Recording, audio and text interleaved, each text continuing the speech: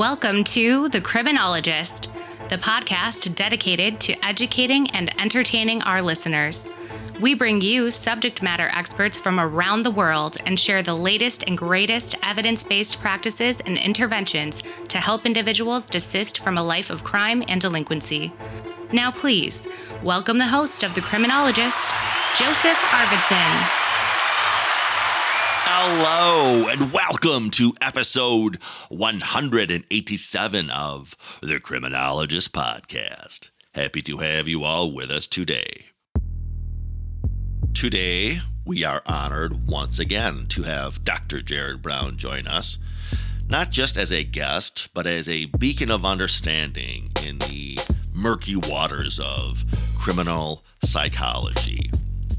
We like to think of this platform as a place where knowledge meets insight in the realm of criminal behavior. And Jerrod is a fantastic ambassador for bringing us such insights. As many of you know, Dr. Brown has previously graced us with his deep dives into the minds and motives of some of the most infamous serial killers in history.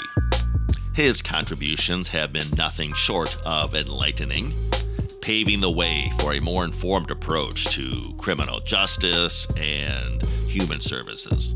However, this week, we pivot from the specifics to the general as we circle back to the fundamentals that underpin our understanding of serial offenses.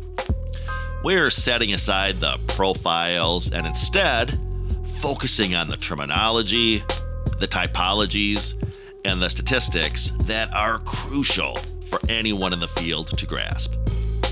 In a world that often falls prey to the sensationalism of heinous crimes, our conversation with Dr. Brown is a conscious effort to dispel myths and sharpen the lens through which we view these complex behaviors.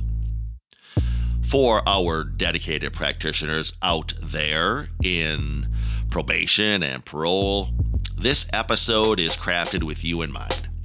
While the likelihood of supervising a serial killer is rare, the insights we discuss here today can be instrumental in recognizing and managing certain behaviors that may manifest on a smaller scale in your day-to-day casework. So, prepare to unfold the layers of pathology with an expert who approaches this content with the sensitivity and seriousness it demands. Let's welcome Dr. Jerrod Brown back to the show as we seek to educate and empower through understanding, not fear. Stay tuned as we explore the architecture of crime, piece by intricate piece, right here on the Criminologist Podcast. And now, joining us all the way from his home in Minnesota, please enjoy my most recent conversation with Dr. Jerrod Brown. And I will see you all on the other side.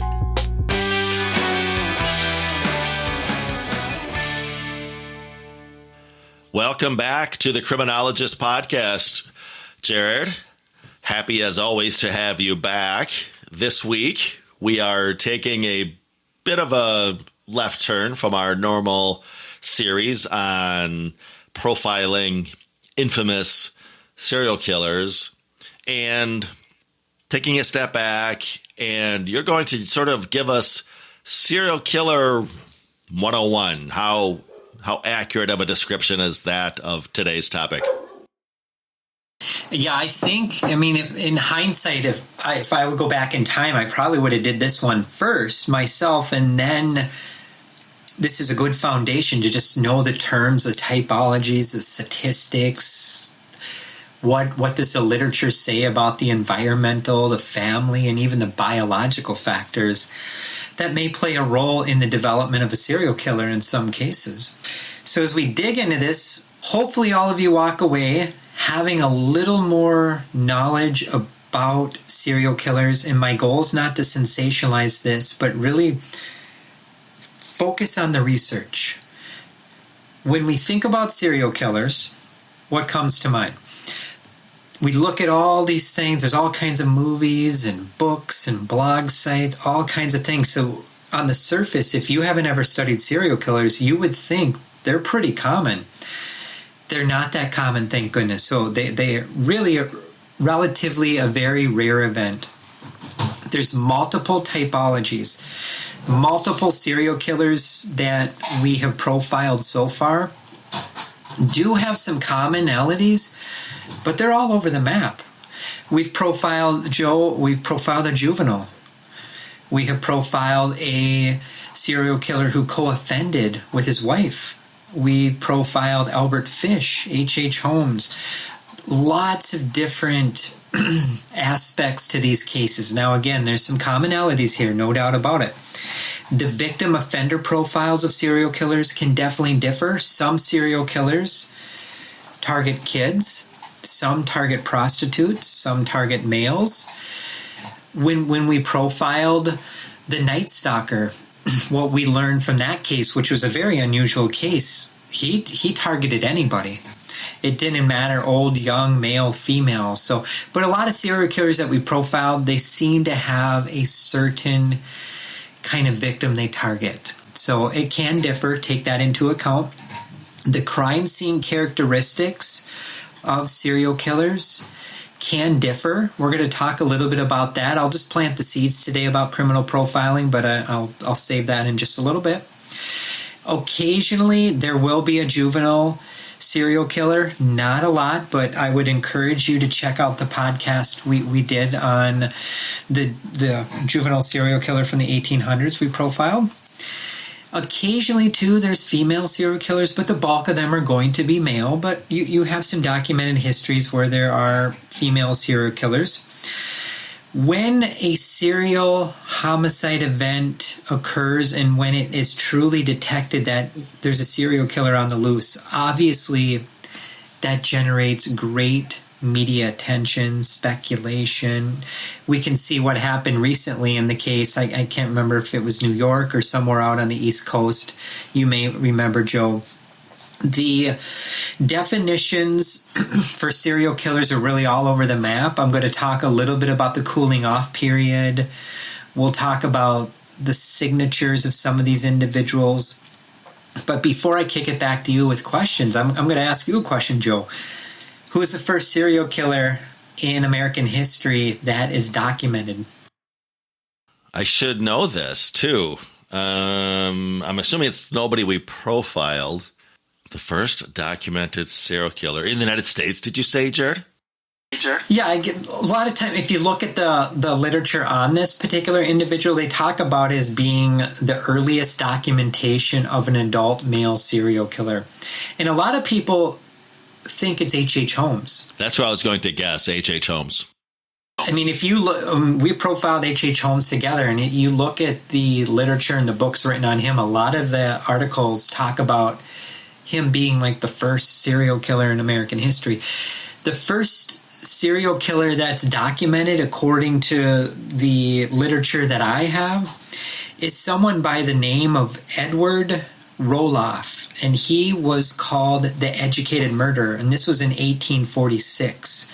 So that would be just something of a historical marker, just some things. I know a little bit about his case. There's not a lot on it, but it was an interesting case as well. They all are and stuff. But Joe, any thoughts or questions, anything you want me to clarify on just some of the basics before I jump into like definitions and really getting in the weeds with the stuff? The one comment I would have thus far, Jerrod, and I appreciate you so much, when you were talking about serial killers as a typology, and you pointed out the various different types of serial killers, it reminded me of, for example, when I first started working supervising sex offenders, and I could almost put sex offenders in that same bucket, if you will, for the layperson. They don't really understand because, sadly, they get all their information from the 6 o'clock news or wherever. But yeah, the spectrum of sex offenses varies wildly from the individual who exposes himself in the park to the stranger on stranger sex offender.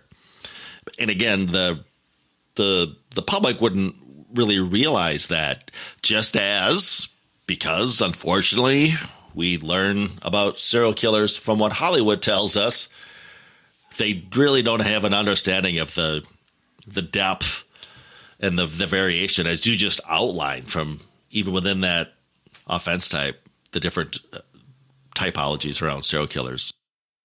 Yeah, so hopefully we can demystify some of these things, talk about some of the myths that are out there as well.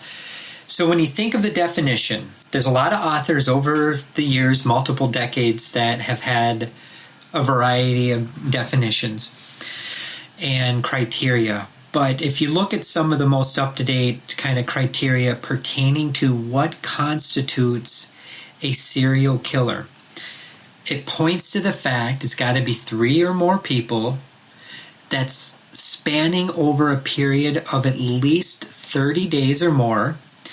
And then after the killing, there's a cooling off period. We'll talk about the cooling off period in just a minute. But most researchers, most people that do the work in terms of studying these individuals, the core elements of a serial murder is repetition. So it's not going to be a one-off event. So think of repetition. Typically, it's going to be multiple. There typically is a compulsion to murder someone. The compulsion can be driven by multiple factors. A lot of times people think it's always sex-related. There's all kinds of reasons why people engage in serial offending like this. We'll talk about some of those today. Most serial killers who kill don't have prior contact with the victim. There's usually not a pre-existing kind of relationship. Now, that's never, all this is never 100%, but the majority of time. And on the surface, some of these definitions talk about there's not always a clear motive. If you dig deeper, if you really understand criminal behavioral profiling, crime scene analysis, most of the time as you dig into the weeds here, there's usually a motive you can find out, but on the surface, not a lot of times there's a motive, and that is why some of these offenders go undetected for such a long period of time, because law enforcement isn't connecting the dots where there's one homicide here, another one 30 miles away. The Night Stalker's a classic example. They didn't connect the dots there for a while. So just some things to think about. Multiple myths about serial killers you will find in the popular media, and things that I thought were true. And as I learned more about the topic serial killers, I know that's not accurate. So some of the more common myths that you're going to find on blog sites and just different kinds of books, and even what they talk about in Hollywood, not all serial killers are going to be loners. There are plenty of serial killers that have had friends, have had families. I mean, BTK, I know we're going to be profiling him coming up. That's a classic example. What's another myth that often we think about? They're all Caucasian. That's not accurate. I think that is a myth that is out there a lot of times in the movies that portray serial killers. Not all serial killers are Caucasian. Can they stop killing? That's a myth that comes up in the literature. There are documented cases of serial killers who literally stop killing for long periods of time. So I think one of the myths out there is that once a serial killer starts killing, they can't stop. That's not always the case with every single situation. I think another myth that I often thought about back in the day when I was young, when I first saw Silence of the Lambs, I mean, that's what got me started in this. I was young at that time. So I think some people think by looking at the movies on serial killers that serial killers are like geniuses and have extremely high IQs. Not the case in all of these instances. There are some serial killers that absolutely do not have a higher IQ and they're not geniuses. So those are just a few myths out there. Joe, any myths that you're aware of, or anything you want to? You touched on quite a few that I was aware of as being myths. Like you said, that most serial killers are Caucasian, or the super criminal, sort of Hannibal Lecter type mystique. But yeah, I just love the debunking rather that you're doing, Jerrod.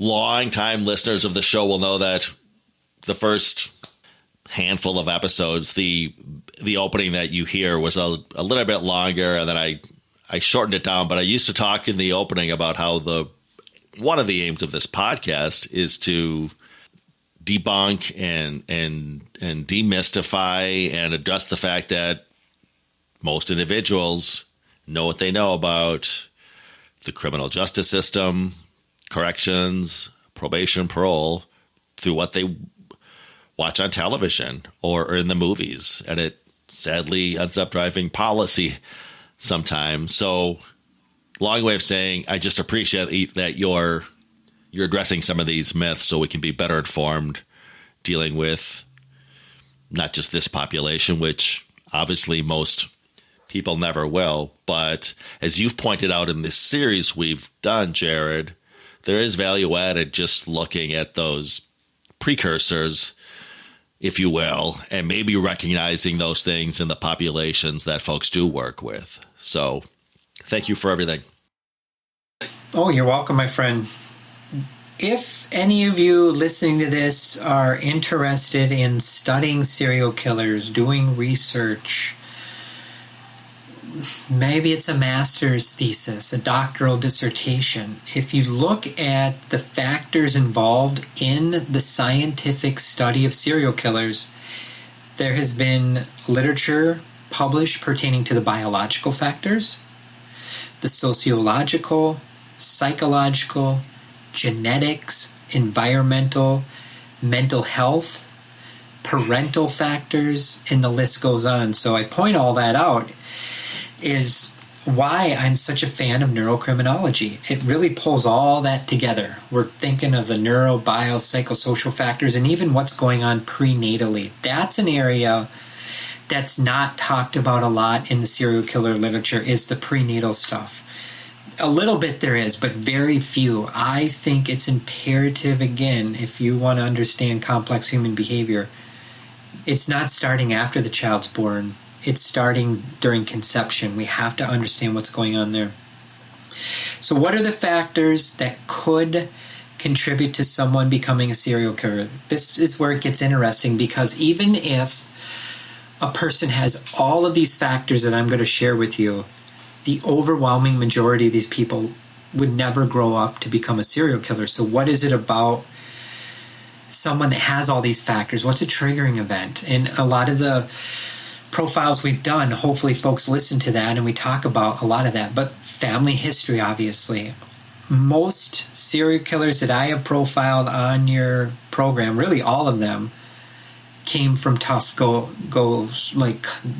family histories. There is definitely not stability in the family system. So looking at the family factors, there's some literature that talks about maybe frontal lobe impairment, maybe more common in some serial killers. So again, we've talked a lot about like metacognition, executive function, the frontal lobes, those kind of things. Interestingly, which we haven't talked a lot about, there's a few studies that have looked at the size of the amygdala in serial killers. The amygdala is a topic I talk about frequently when I give presentations on neurocriminology. The amygdala is part of the limbic system in the brain. And if you're listening to this and you're working with criminal justice involved populations, there's probably a good likelihood they may have some amygdala dysregulation. The amygdala plays a huge role in our emotions, our reactions to fear, our ability to read facial cues. The amygdala is such an important component of just understanding emotions. So if you want to understand criminology at a deeper level, learn about the amygdala as well. A few studies talk about hormonal dysfunction. You know, you and I have talked a lot about the HPA axis. And another factor that comes up all the time in the criminology literature as it pertains to serial killers is child abuse and attachment problems.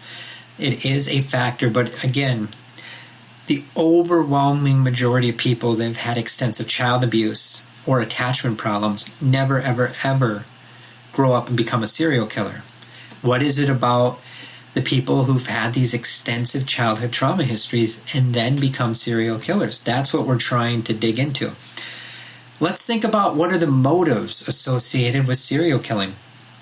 Most of the time, another myth is most people think it's always sex related, in a high percentage, of course, but there are documented cases too where it's a result of wanting to get money. There have been hitmen working for the mob, and I think the Iceman's a classic example. You familiar with that case? Movies on that, there's some books, you can find documentaries where they actually interviewed the Iceman in prison. He's a serial killer, technically, but different motivation there. There's been some documented cases, too, where it was a result of thrill-seeking behaviors. They just really got a thrill out of it, a huge rush, almost an addictive tendency. There are situations where it is a kind of a sense of power, or in some cases, they think they're actually doing society justice by killing a certain group of individuals, even though what they're doing obviously is terribly wrong. But in their mind, they think they're trying to get rid of like people that are evil and hurting society. So all over the map. Environmental factors, I know you'll appreciate this from the R&R lens. There are studies that look at what environmental factors come up in the study of serial killing.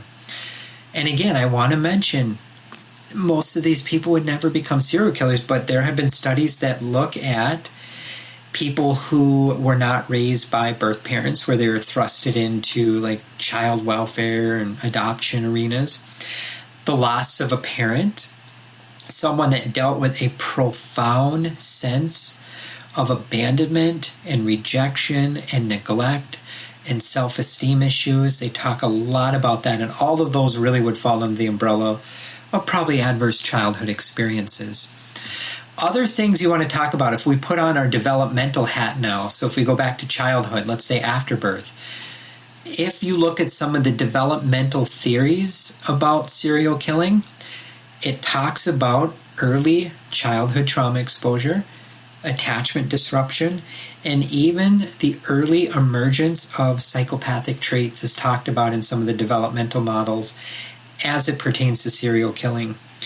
In the beginning, I mentioned just a little bit about like the calling card signature behaviors. When you study serial killers, it's very, very important to understand what signature behaviors are. Signature behaviors are like a calling card, and it's very unique to that specific serial killer. And signature behaviors play a critical role in the psychological profiling of these offenders, because the signature behaviors, for example, might be a bite mark on the victim. We talked about the Ted Bundy case. That's kind of how they caught him, is some of the bite mark evidence. We'll talk about that as well. What about ritualistic behaviors? I know the Night Stalker, satanic kinds of things. So we want to be aware there's a lot of signature behaviors, calling card, those kind of things. You want to be aware also of the cooling off period. I briefly mentioned that before, Joe. The cooling off period, basically the serial killer unfortunately kills someone. Then there's a cooling off period where they don't kill anyone for a period of time. And that cooling off period is like an emotional cooling off. They kind of get the high from killing the individual. And now, unfortunately, I'm not trying to be disrespectful here, but they kind of get back to baseline. The killing of that victim helped them get back to homeostasis in a way in their body, and they felt more regulated.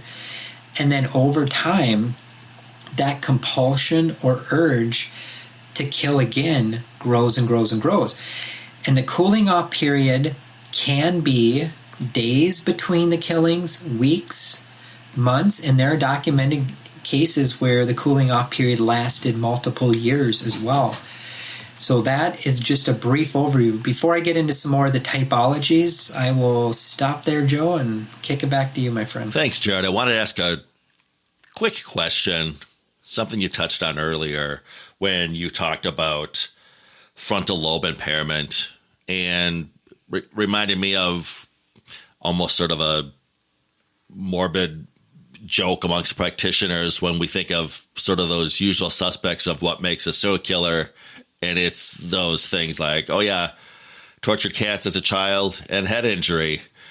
So when you say frontal lobe impairment, is there a way for that to occur, Jerrod, outside of head injury? That's what I immediately associated frontal lobe impairment with. Or am I being too narrow in that understanding? Well, when we think of the frontal lobes, the classic case in the psychology literature is Phineas Gage. I don't. You remember that case? That's an extreme example, yeah. And he wasn't a serial killer. I'm not saying that, but damage to the frontal lobes, obviously head trauma. But what happens if you're working with a survivor of domestic violence and unfortunately they were choked multiple times and they had oxygen not go to their brain? Oxygen depletion could be a factor. If you've worked with a client that had an attempted suicide and they lost consciousness, people that have heart attacks that die for a period of time and they don't get the oxygen to the brain, if you work with clients that are malnourished, chronic alcohol, drug problems. So there's a lot of things that can cause damage to the brain and the frontal lobes, and so a lot of things. Electrocution. I mean, there's so many factors. But we've talked about this many times, Joe. I mean, if you're working with criminal justice involved populations, half your clients probably have head injury histories, the research says. Typologies, go ahead, buddy. To your point about that statistic, yes, and that just speaks volumes as to why folks, practitioners, should even have a cursory understanding of neuroscience, neurocriminology, just to understand the importance of that factor. Definitely, absolutely, without a doubt.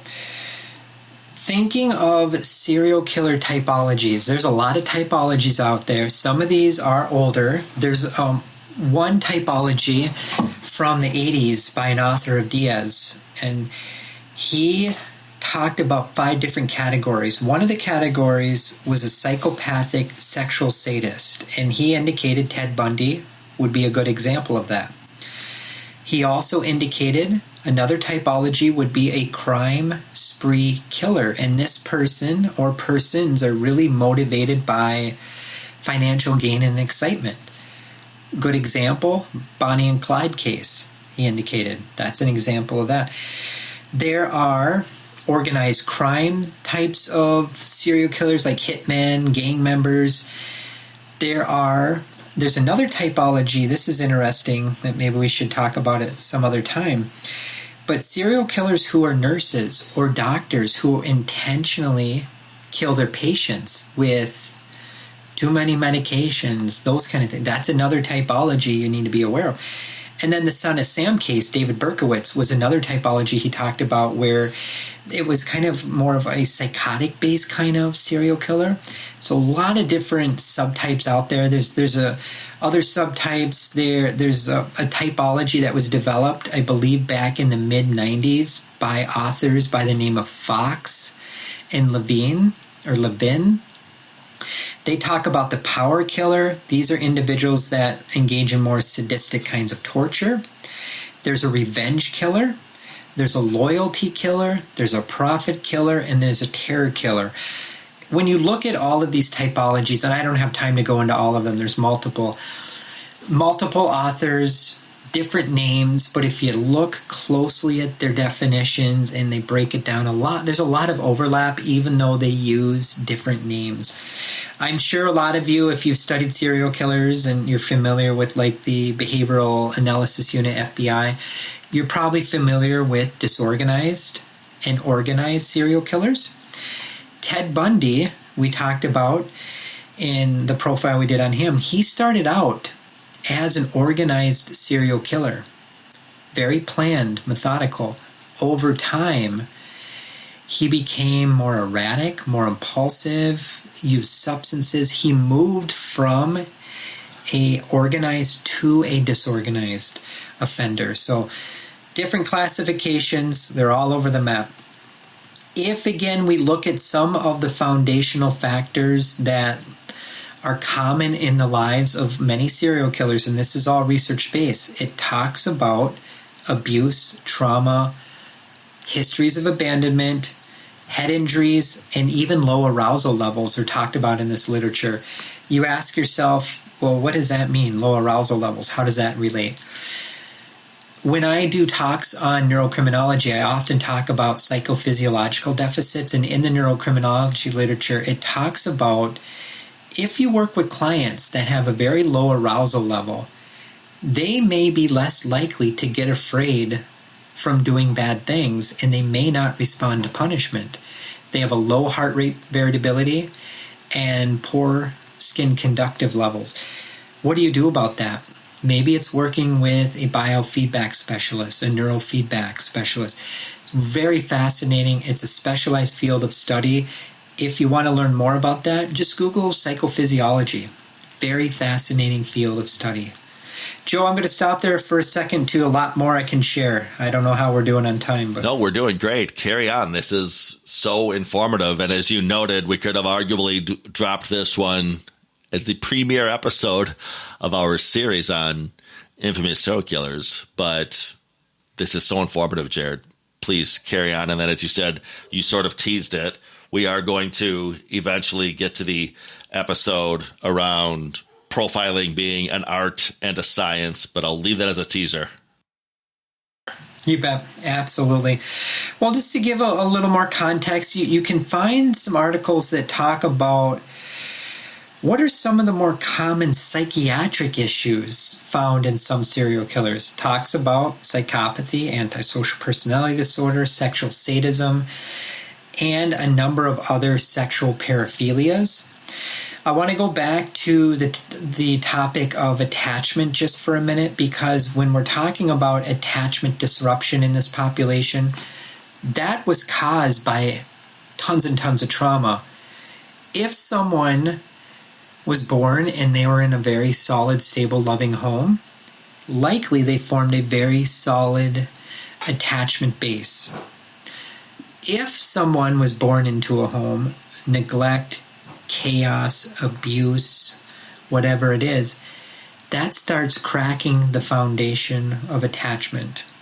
And depending on how severe it is, I mean, it can put full-blown holes, I think, in that foundation. And just again, the analogy of pretend it's a house, and you build a house without any foundation, that house is coming down pretty quickly in a windstorm or rainstorm.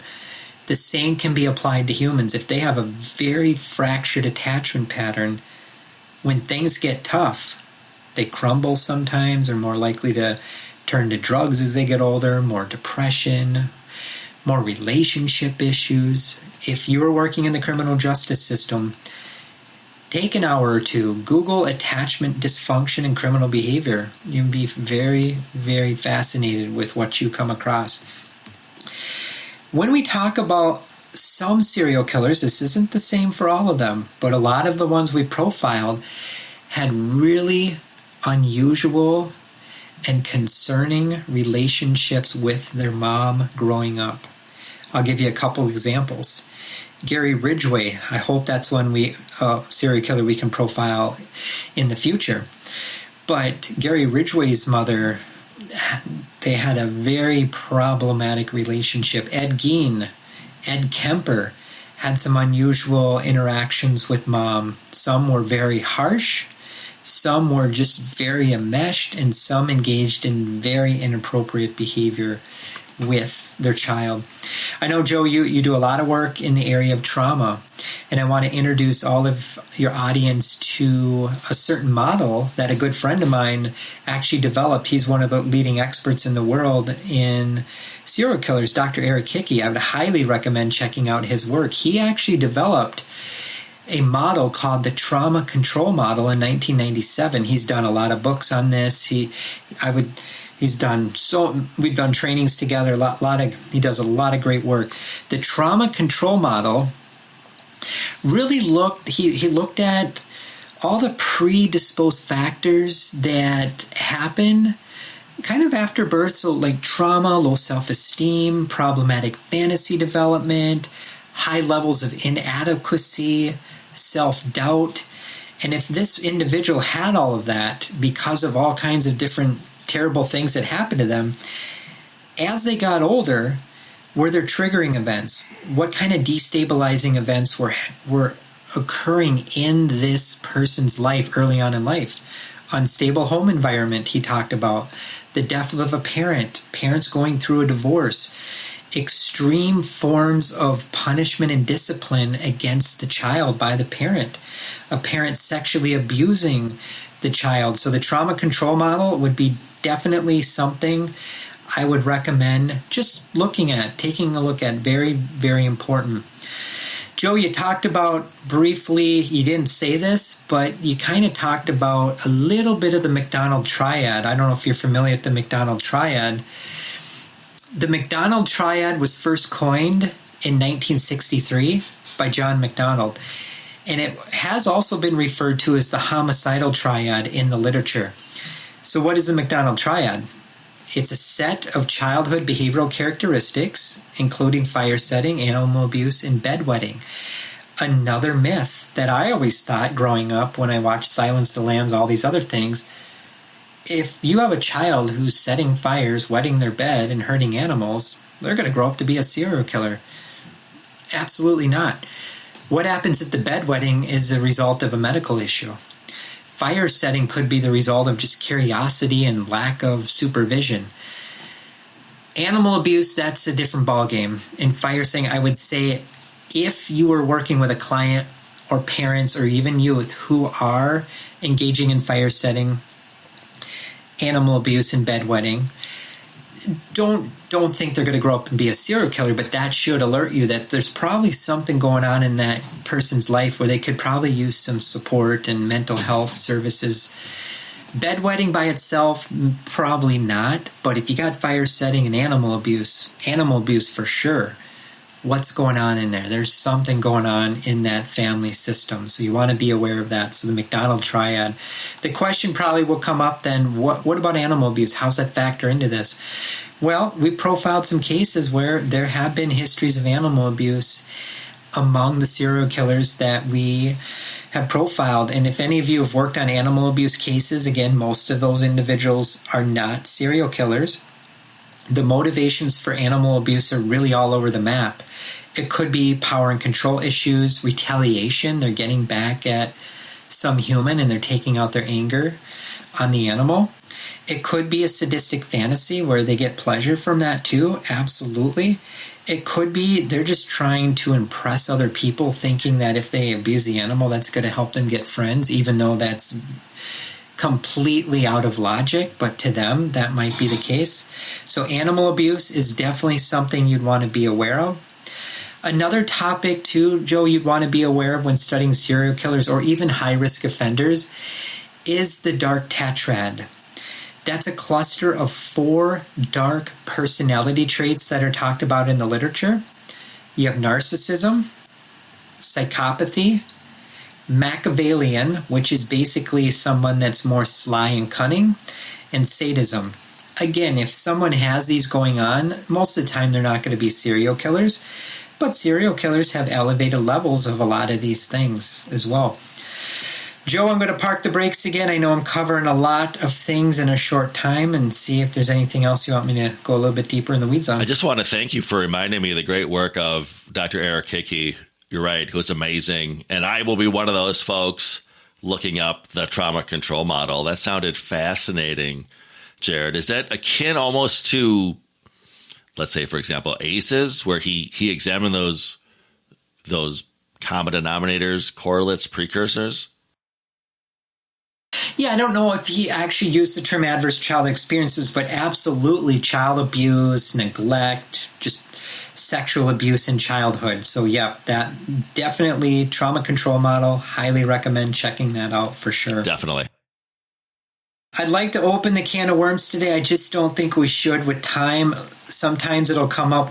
How do serial killers differ from mass shootings? They are different, way different. You and I profiled the Texas Tower Sniper. So that would be an example of a mass shooter. He was not a serial killer. He was a bifurcated murderer, family homicide offender, where he murdered his mom and wife prior to the incident in I believe, 1966. I'm doing that from memory. So maybe that's another time we should talk about that. Other things you want to be aware of when you study serial killers is that some serial killers would be classified as serial sexual homicide offenders. Not all. Again, we've talked about juvenile sexual homicide offenders. If you really want to study serial sexual homicide offenders, another term you'd want to be aware of is lust murderers. That is another subtype you'd want to take into account. Joe, correct me if I'm wrong. I think we talked about misopedes a while back when we did the profile on Albert Fish. Misopedes, in my opinion, this is just my opinion, I could be wrong on this, I think they're probably the most violent type of individual on the planet. Misopedes are sadistic homicide offenders of children. They're very rare, thankfully. Albert Fish and Wesley Allen Dodd are two examples where they would target kids, torture kids for sexual pleasure. Very, very dark stuff. I'd recommend checking out Albert Fish's podcast that we did as well. And when we talked about Ed Gein, we talked a little bit about homicidal necrophilia. That's another variation that you'd want to be aware of. And when you study serial killers too, I think it's important to understand fantasy development, because in a lot of these individuals, they've had very dark, violent, sadistic fantasies over a long period of time. Someone does not become a serial killer overnight. A lot of these individuals, you can go back decades and see traces of things building and building and building. And that's one of the main reasons why we're doing this series together, I think, is talking about all those missed opportunities, all those factors as we reverse engineer these cases and really look at what were the commonalities in these cases. If we can take that information and apply it to current cases. Again, most of us aren't going to work with a true serial killer, but I'm sure most of us will be working with violent offenders, domestic offenders, even homicide offenders in some cases. So if we can apply the principles we're learning from the series, maybe it can serve a role in prevention and intervention and treatment as well. Joe, I think I'm going to wrap it up there before I give a teaser for the offender criminal profiling. Thanks, Jerrod. And I would just echo what you just laid out about what I would contend is the value added of these profiles. It's not that, as you noted, we are preparing people to go work at Quantico at the FBI's criminal profile unit, but rather, even if it gets them intrigued, excited, curious about the prefrontal cortex, or about the HPA axis, or about the role of trauma, or the value of looking at what happens, not just in a client's juvenile past, but tracking that, tracing that all the way back, show what was going on prenatal. So again, even if it's not looking at that offender typology, hopefully we're at least piquing individuals' interest in these other topics, which most definitely apply, at least to many folks, to the high-risk individuals that they're supervising and or caring for. Thank you, Joe. Definitely.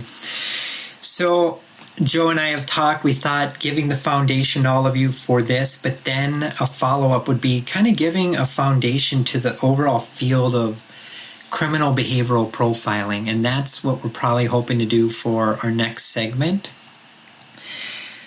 I've studied criminal behavioral profiling for a long time now. I know the literature very well, and what I've tried to do is take that literature base and now infuse my neurocriminology hat into the mix. So what I like to call it that I do on these cases with you is really like criminal neurobiobehavioral profiling, where we're doing neuroscience, biology, and all of the other things, environmental, social, and family.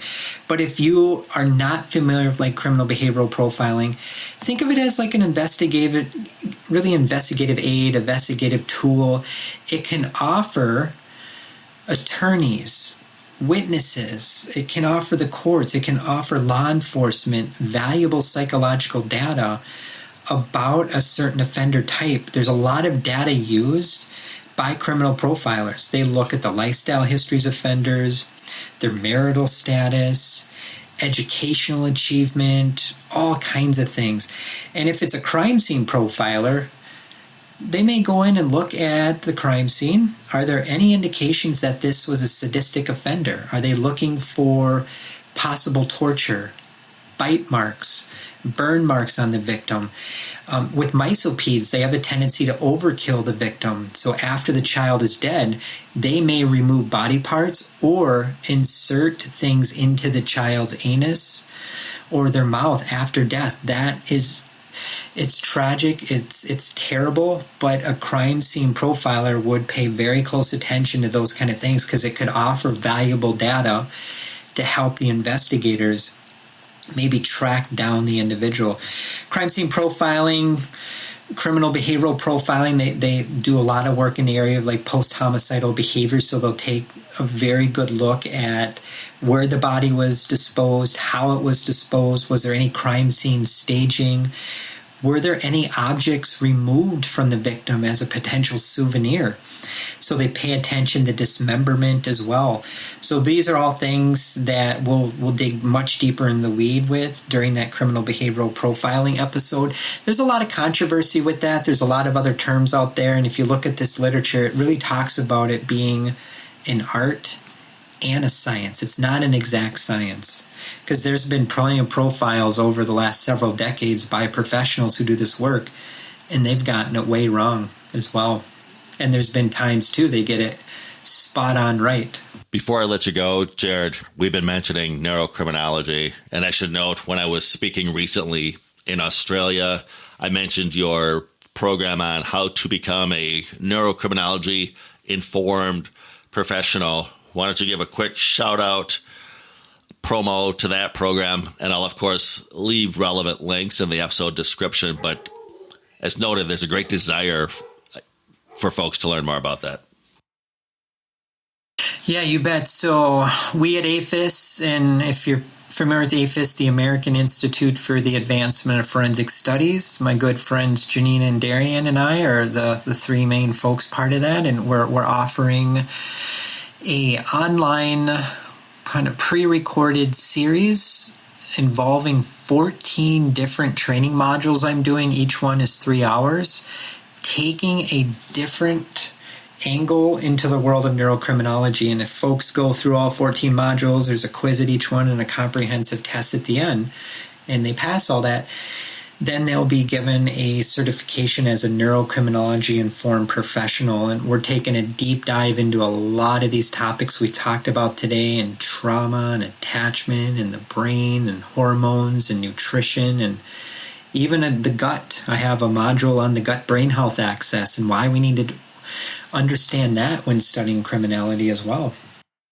It's an amazing program. I can personally attest to it, and I encourage folks to seek it out and check it out, and most definitely enroll. I can guarantee it will improve your practice. Dr. Jerrod Brown, Concordia University, as well as APHIS. Thank you again, my friend, and we look forward to having you back on that profiling episode. You're welcome. Thank you, Joe. Thank you, everyone, and reach out if you have questions.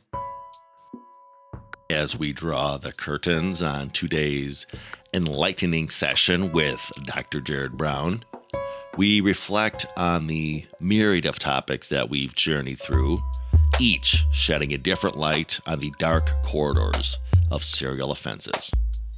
We've navigated through the mist of common myths surrounding serial killers, breaking down misconceptions with the scalpel of truth and research. Dr. Brown masterfully guided us through the intricate web of neurocriminology, demonstrating how this discipline is the thread that stitches together our understanding of criminal behavior.